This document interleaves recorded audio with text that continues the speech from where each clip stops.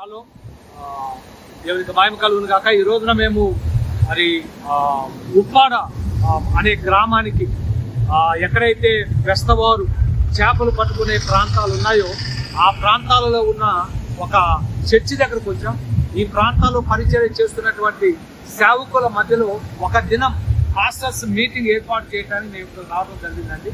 So fissure men community ఇదంతా కూడా ఈ ప్రాంతంలో ఇదిగో ఇది ఉప్పాడ బీచ్ ఇది. సో ఈ రోజున సముద్రం చాలా భయంకరమైనటువంటి ఉధృతిలో ఉంది.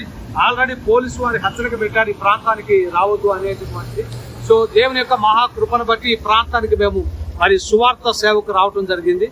ఇప్పుడే ఇంతకు మునిపే మరి ఆ మీటింగ్ కంప్లీట్ చేసుకొని మేమందరం కూడా ప్రక్కనే ఉన్నటువంటి ఈ ఉప్పాడ బీచ్కి రావడం జరిగిందండి. సో మరి దేవుని నామములో ఈ ప్రాంతంలో ఉన్న కొంతమంది ఫిషర్మెన్ కమ్యూనిటీ దగ్గరకు వెళ్ళాం, వారితో మాట్లాడి ప్రార్థన చేశాము. ఆ తర్వాత మరి ఇదిగో ఇప్పుడు ఈ సముద్రం దగ్గరకు వచ్చాము. సో ఈ ఉప్పాడ ప్రాంతంలో ఇది ఉప్పాడ బీచ్ అండి ఇది.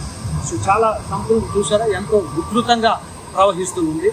సో ఇది చూస్తూ ఉన్నప్పుడు ఒకటి గుర్తు చేసుకోవాలి, అదేమిటంటే మానవ జీవితం కూడా ఇదిగో ఇటువంటి పరిస్థితులు మనం ఒక్కసారి గమనించుకోవాలండి.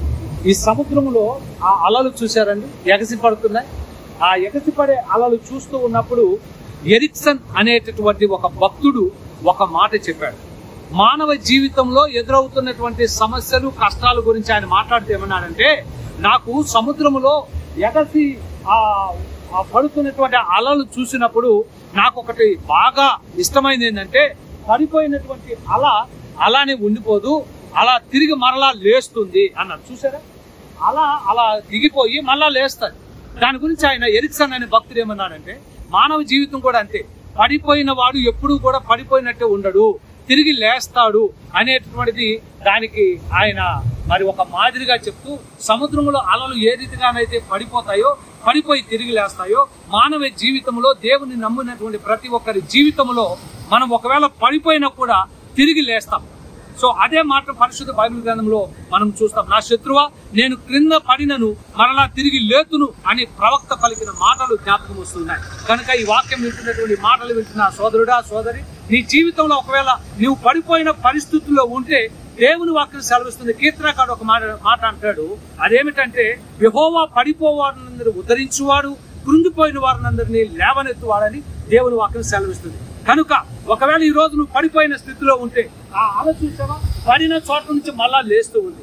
అదే రీతిగా నీ జీవితంలో కూడా ఒకరోజు లేచే అనుభవం దేవుడు ఇస్తాడు. మరలా నీ జీవితంలో పైకి వచ్చేటటువంటి అనుభవాన్ని దేవుడు నీకు అనుగ్రహిస్తాడు. నమ్మిక కలిగి జీవించు, విశ్వాసముతో జీవించు, నిరీక్షణ కలిగి జీవించు. దేవుని నిండుగా దీవించు. ఆమేన్.